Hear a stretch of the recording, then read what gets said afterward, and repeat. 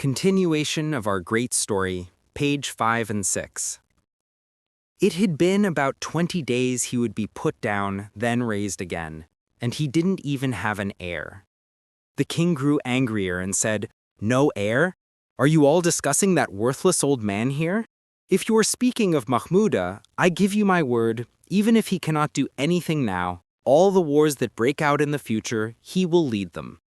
After the argument ended, they dispersed, grumbling to themselves.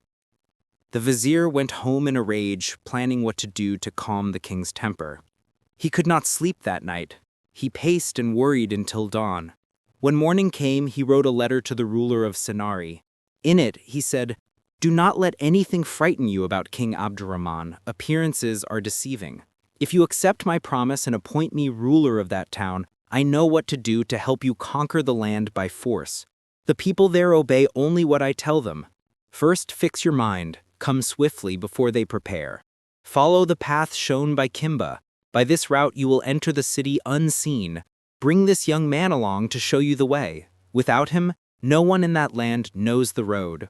He gave the instructions to a trusted servant, Barakai, explained how to proceed, and sent him off. King Abdurrahman did not return to Sinari. On that same day they saddled their horses and the king rode out with the youths to enjoy the air. They reached a plain, dismounted, and rested. Suddenly a herdsman came along carrying a small sack of aku. When Musa looked up and saw him, he said, "Hello, hello, buy that aku for us." One of the king's servants called the herdsman and asked the price. The herdsman replied, "If it's not the whole bag, I won't sell it." When the servant heard that, he said, "No, are you mocking the prince? Do you think the king asked you? That's insolence." The servant grew angry and ordered the herdsman seized. The men who had been fetched for the job seemed ready to tear him apart, him and his bird together. But the bird, seeing the danger, let out a sharp peep and said, "May God grant you success. Do not be angry at the truth of my father's words. For me, that single sack that was mentioned has dishonored me. It is not right to refuse to sell me just one bag." The king told the servants to stop. He looked at the bird and said, "And you, little bird, why do you speak so boldly?"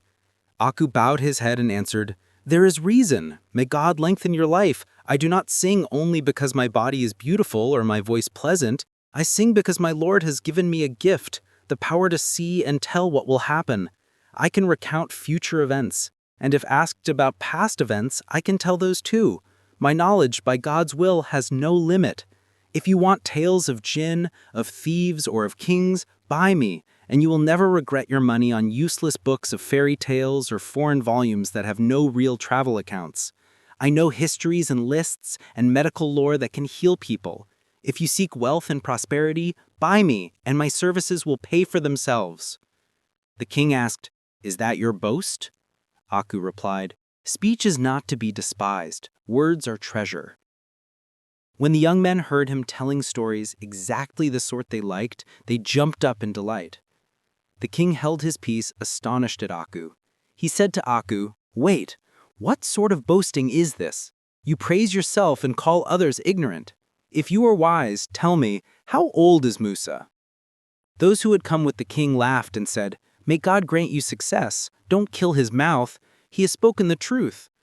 Akka looked at Musa and said, "Today he is 14 years, 5 months, and 3 days old." People exclaimed, "No, truly you were right."